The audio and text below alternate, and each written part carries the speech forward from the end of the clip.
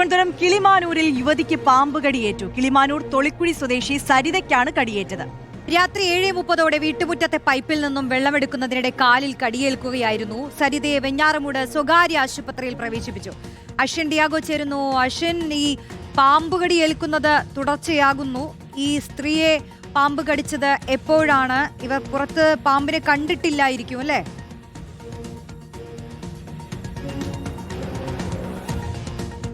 റോഷ്നി, ഇന്ന് ഏതാണ്ട് 7:30 കൂടിയാണ് യുവതിക്ക് പാമ്പ് കടി ഏൽക്കുന്നത് എന്നുള്ളതാണ് മനസ്സിലാക്കുന്നത്. 26 വയസ്സുള്ള കിളിമാനൂർ സ്വദേശിനി സരിതയെയാണ് പാമ്പ് കടിച്ചത്.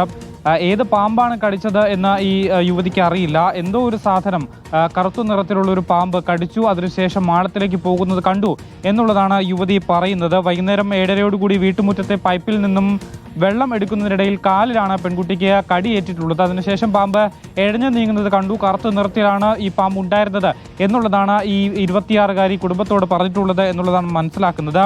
ഉടൻ തന്നെ സരിതയെ വെഞ്ഞാറമൂടുള്ള ഒരു സ്വകാര്യ ആശുപത്രിയിലേക്ക് മാറ്റിയിട്ടുണ്ട്. ആന്റിവെനം ചികിത്സ നൽകിയിട്ടുണ്ട് എന്നുള്ളതാണ് മനസ്സിലാക്കുന്നത്.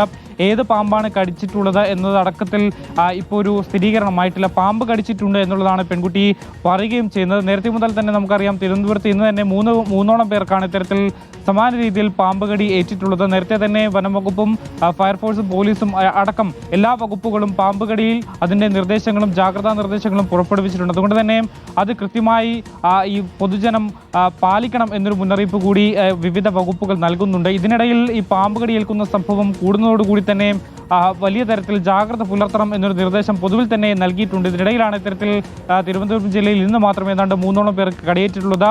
പൂജപ്പുരയിൽ ഒരാൾക്ക് കൂടി അല്പസമയം മുമ്പ് പാമ്പ് കടി ഏറ്റിട്ടുണ്ട് എന്നുള്ളതാണ് മനസ്സിലാക്കുന്നത്. ഇയാളെ ജനറൽ ആശുപത്രിയിലേക്ക് മാറ്റിയിട്ടുണ്ട് എന്നുള്ളതാണ് അറിയുന്നത്.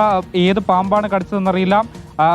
ഈ പാമ്പ് കടിയേറ്റ ആളുടെ പേരും വന്നിട്ടില്ല. അല്പസമയം മുമ്പാണ്, ഏതാണ്ട് മിനിറ്റുകൾക്ക് മുമ്പാണ് പൂജപ്പുരയിലും ഒരാൾക്ക് കൂടി കടിയേറ്റിട്ടുണ്ട് എന്നുള്ള വിവരം കൂടി പുറത്തു വരുന്നത്. അങ്ങനെയാണെങ്കിൽ തിരുവനന്തപുരത്ത് ഇന്ന് പാമ്പ് കടിച്ചവരുടെ എണ്ണം ഏതാണ്ട് 4 ഉയരുന്നു എന്നുള്ളതാണ്.